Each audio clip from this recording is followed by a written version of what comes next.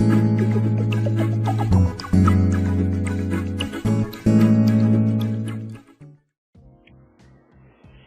salut à tous, et aujourd'hui on est parti pour un nouveau format eh bien que je trouvais plutôt intéressant, plutôt sympathique à vous partager.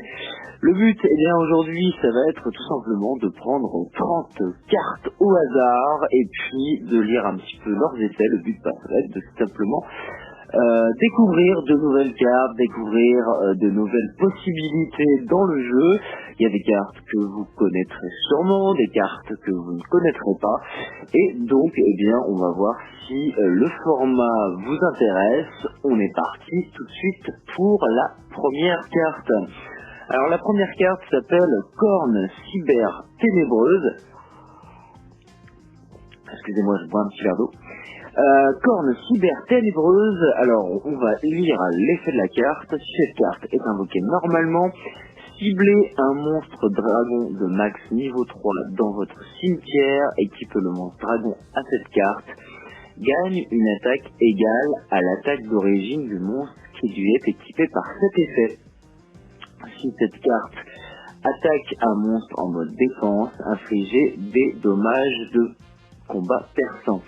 Si cette carte va être détruite au combat, détruisez le monstre équipé à la place. Bah écoutez, plutôt intéressant. Le petit souci, c'est que cibler un monstre de dragon de max niveau 3, c'est le max niveau 3 qui me chahute un petit peu.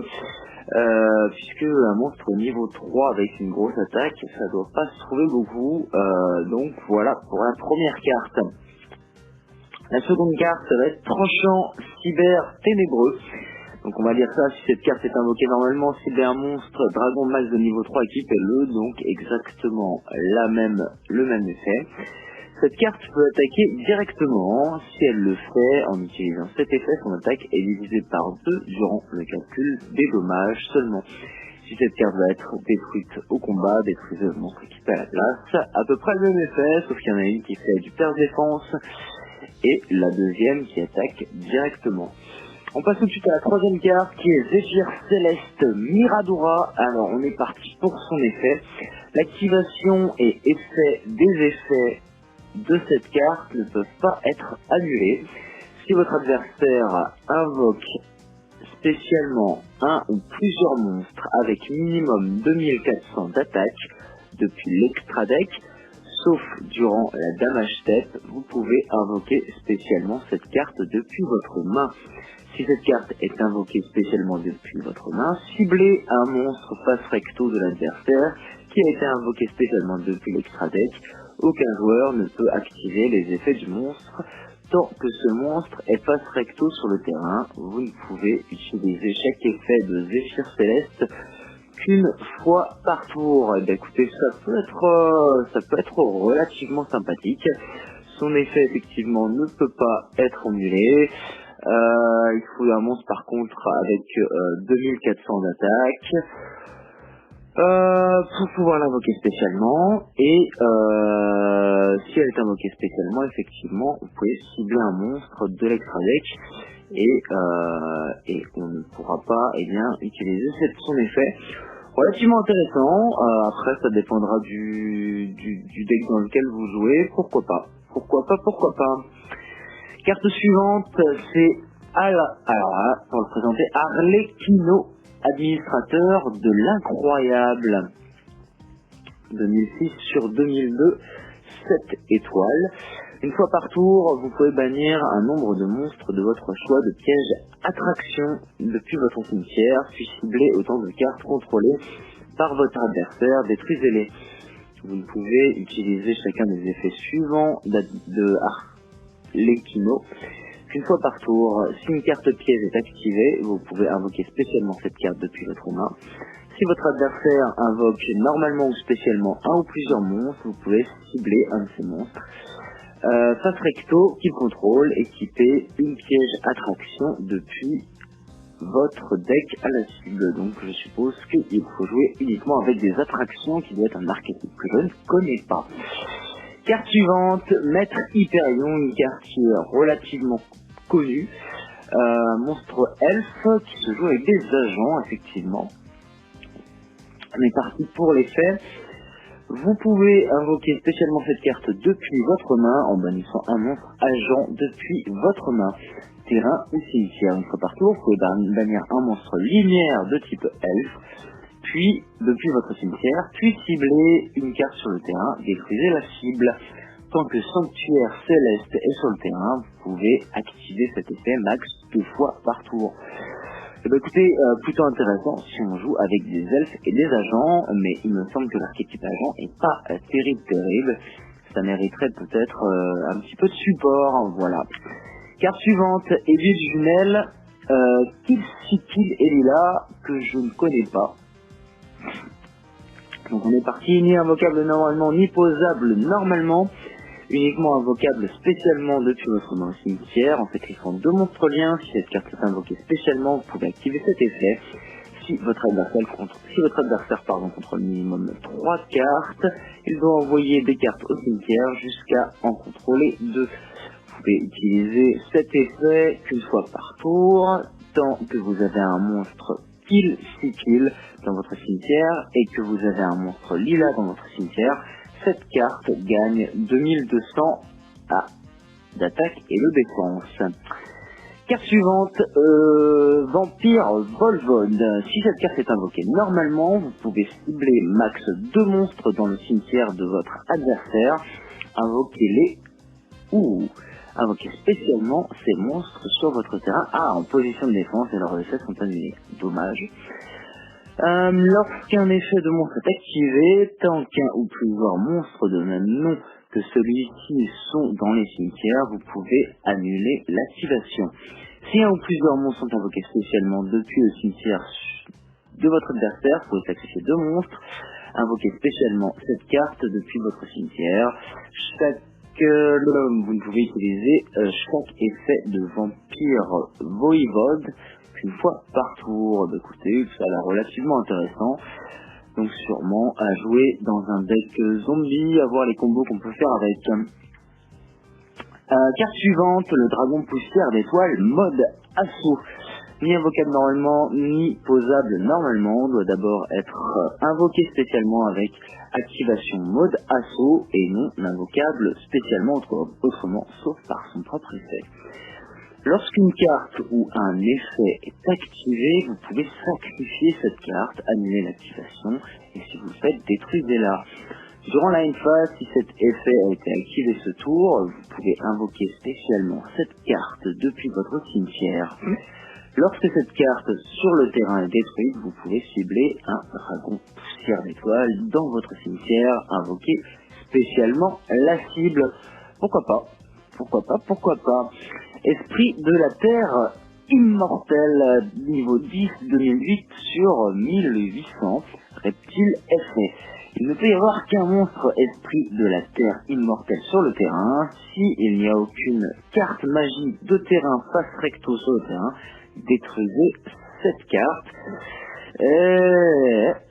Votre adversaire ne peut pas cibler cette carte avec une attaque. Cette carte peut attaquer directement votre adversaire. Si cette carte est détruite par un effet de carte, sauf par son propre effet, détruisez toutes les cartes sur le terrain. L'archétype, je connais pas très bien, j'en ai déjà vu quelques-uns passer. Faudrait voir comment ça tourne tout ça.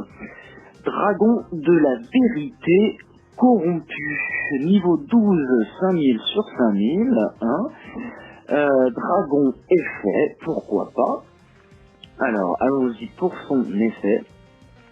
Ni invocable normalement, ni posable, uniquement invocable spécialement par son propre effet et non invocable spécialement autrement. Si un monstre corrompu que vous contrôlez, donc lui exclu, est détruit au combat ou par un effet de carte, vous pouvez payer la moitié de vos life points à invoquer spécialement cette carte depuis votre main ou cimetière. Il ne peut y avoir qu'un monstre corrompu sur le terrain. S'il n'y a aucune carte magie de terrain face recto sur le terrain, détruisez cette carte. Si cette carte détruit un monstre de votre adversaire au combat, détruisez tous les monstres face recto contrôlés par votre adversaire. Les corrompus, c'est vrai qu'on en voit passer pas mal. Alors pourquoi pas, ça peut être relativement intéressant. Et des trous au combat ou pas. Voilà. Donc si un monstre, oui, donc il faut déjà quand même qu'un monstre corrompu contrôlé soit détruit au combat ou par effet de carte, et à ce moment-là on peut l'envoyer. Pourquoi pas, pourquoi pas. Le Mechanical Astre Mechlord, 4000 sur 4000, niveau 12, machine, effet, ni invocable normalement, ni posable normalement, uniquement invocable spécialement en envoyant 3 monstres Mechlord, donc c'est l'archétype Mechlord, depuis votre main au cimetière. Une fois par tour, vous pouvez cibler un monstre synchro contrôlé par votre adversaire. Équipez la cible à cette carte. Cette carte gagne une attaque, voilà, déjà 4000, alors cette carte gagne une attaque égale à la somme des attaques des monstres qui sont équipés par cet effet. Une fois par tour, dans votre stand-by phase, vous pouvez envoyer un des monstres équipés que vous contrôlez au cimetière, infliger des dommages à votre adversaire égaux à l'attaque d'origine du monstre. Vous ne pouvez pas mener de battle le tour où vous activez cet effet. Et bah dis donc, relativement puissant. Alors, la suivante, Dystopie, le déprimé, niveau 12, 5000 sur 5000, démon, effet. Ni invocable normalement, ni posable normalement, uniquement invocable spécialement depuis votre main au cimetière, en envoyant 4 monstres de niveau 1 face recto que vous contrôlez au cimetière. Ah oui, en plus c'est pas des tokens. Et non invocable spécialement autrement. Donc là on espère que l'effet est à la hauteur. Les autres monstres que vous contrôlez ne sont pas attaqués. Durant la battle step de chaque joueur, une fois par combat impliquant cette carte, vous pouvez bannir un monstre de niveau 1 depuis votre cimetière jusqu'à la fin de la damage step. Cette carte n'est pas affectée par les effets d'autres cartes et aussi elle ne peut pas être détruite au combat. À voir les combos qui peuvent être intéressants avec des monstres de niveau 1. Carte suivante, héros vivant, une carte magie normale.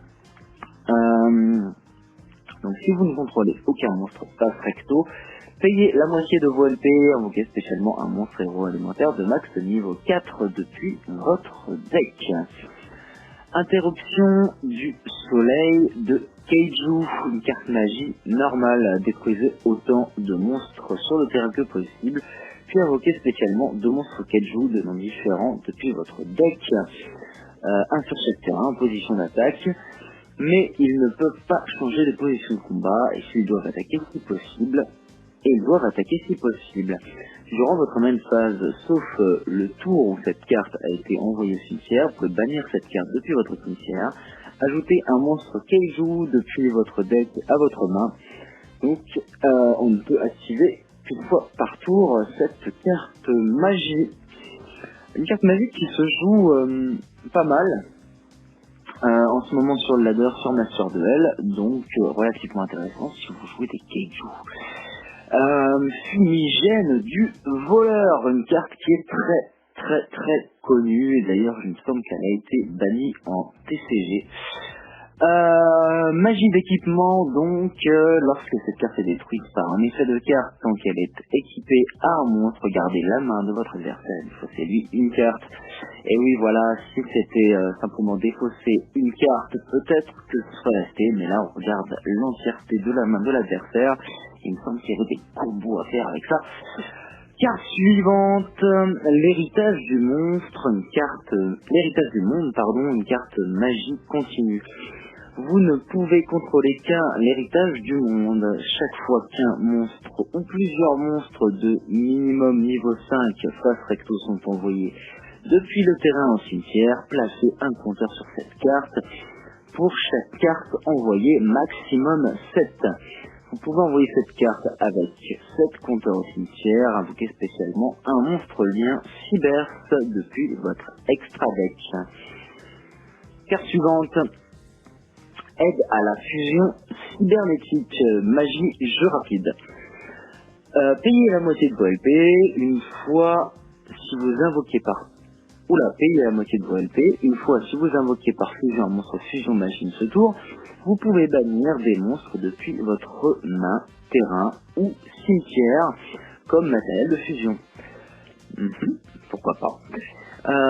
Fusion cyber, chargement invoqué par fusion, un monstre fusion depuis votre extra deck qui liste un monstre cyber dragon comme matériel en mélangeant les matériels fusion listés sur celui-ci dans le deck parmi vos cartes sur le terrain et ou vos cartes bannies face recto, mais les monstres que vous contrôlez ne peuvent pas attaquer le reste du tour. Très bonne carte, très bonne carte.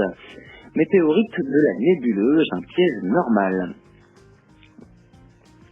Alors, changez tous les monstres face verso sur le terrain en position de défense face recto.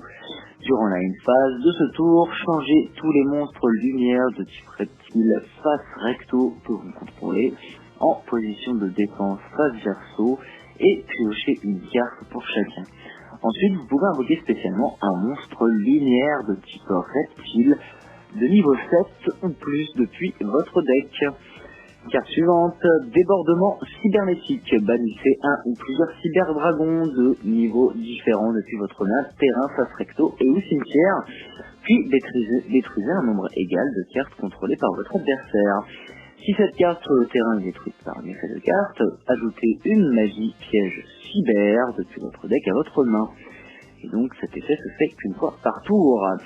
Carte suivante, agonie du tyran, activable en succession de monstres normaux. Aucun joueur ne peut invoquer ni normalement ni spécialement de monstres à effet, ce qui est bien chiant. Je vais me boire un tout petit peu d'eau, excusez-moi. Et on enchaîne. Alors, Hyperion Magnum, bot de combat supraconducteur. Oula, alors ça, c'est du nom. 10 étoiles, 4000 sur 4000, Valkyrion le guerrier, plus Berserkion le guerrier magnétique électrique. Uniquement invocable par fusion avec les matériels ci-dessus, une fois par tour durant le tour de chaque joueur, lorsque votre adversaire active une carte magie piège ou effet de monstre, vous pouvez annuler l'activation et si vous le faites, détruisez la carte. Si cette carte face recto contrôlée par son propriétaire quitte le terrain à cause d'un effet de carte de l'adversaire, vous invoquez spécialement Valkyrion, le guerrier magnétique, ainsi qu'un Berserkion, le guerrier magnétique électrique, depuis votre main et au deck en ignorant leurs conditions d'invocation. Électrochimère, donc une synchro de niveau 6, 1004 sur 1002. Un synthoniseur électro, plus un monstre de type tonnerre, non synthoniseur ou plus. Cette carte peut attaquer votre adversaire directement. Ah oui, donc c'est pour ça qu'elle a assez peu de points d'attaque. Lorsque cette carte inflige des dommages de combat à votre adversaire, placez par une attaque directe, placez une carte au hasard depuis la main de votre adversaire au-dessus du deck. Bah, dis donc, très bonne carte ici, puisqu'elle peut attaquer directement et que quand elle inflige des dommages de combat avec une attaque directe, on peut replacer une carte de la main de l'adversaire au-dessus du deck. Très bon bête ce petit électrochimère. Assaut aile noire, Raikiri du déluge. Monstre niveau 7, 2006 sur 2000, BTL synchro, effet. Un synthoniseur plus un monstre non synthoniseur ou plus. Oui, donc générique.